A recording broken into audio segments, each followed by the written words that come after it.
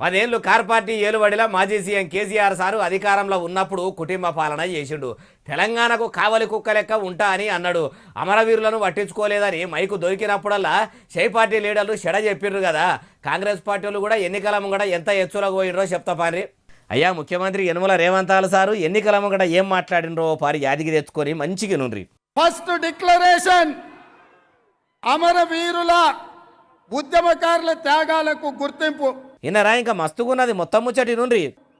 మిత్రులారా, తెలంగాణ తొలి మలిదశ ఉద్యమాలలో ప్రాణాలు అర్పించిన యువతీ యువకులను ఉద్యమ వీరులుగా గుర్తించి వారి కుటుంబంలో ఒకరికి ఉద్యోగం ఇచ్చి వారి తల్లి లేదా తండ్రి లేదా భార్య వాళ్ళకి 25,000 రూపాయల గౌరవ పెన్షన్ ఇచ్చి తెలంగాణ ఉద్యమకారులను స్వాతంత్ర సమర యోధులుగా గుర్తించే బాధ్యత ఇవాళ కాంగ్రెస్ పార్టీ తీసుకుంటుంది. ముఖ్యమంత్రి రేవంతాల సారు ఈ ముచ్చట ఆదికున్నదా? అధికారములకు రాకముందు ఏమన్నారో గుర్తుకొచ్చిందా? మీ చేయి సర్కారు కూడా 10 ఏళ్ళల్లో కారు పార్టీ వాళ్ళు చేసినట్టే చేస్తున్నారు కదా.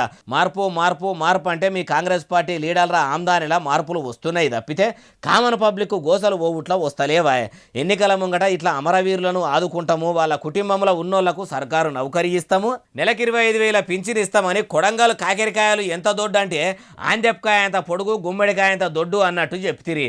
ఇప్పటికీ రాష్ట్రం వచ్చి 11 ఏళ్ళ మీ చేయి సర్కారు ఏలుబడిలకు వచ్చి ఏడాదిని అర్థం కాబట్టి ఇప్పటికీ ఎనుగుల చిప్ప ఎనుగులనే అన్నట్టు ఉండే. అప్పుడు స్వతంత్ర సమర యోధులుగా గుర్తిస్తామని చెప్పిన మీరు ఇప్పటికి కూడా వాళ్ళ ముచ్చట మళ్ళా ఎత్తకపోతిరి. మొదలు మీరు ఎన్నికల ముంగడ ఇచ్చిన హామీలను అమలు చేయండి సారు. అమరవీరులను ఆదుకోండి, అమలక్కలను ఆదుకోండి, అన్నదాతలను ఆదుకోండి. అప్పుడే మీ చేయి సర్కారు రాష్ట్రంలో 3 పువ్వులు 6 కాయల లెక్క కలకలలాడుతుంది. లేకుంటే తెర్లు అప్పుడు ఖాయమంటుర్రు ఈ ముచ్చటిన్నోళ్ళు.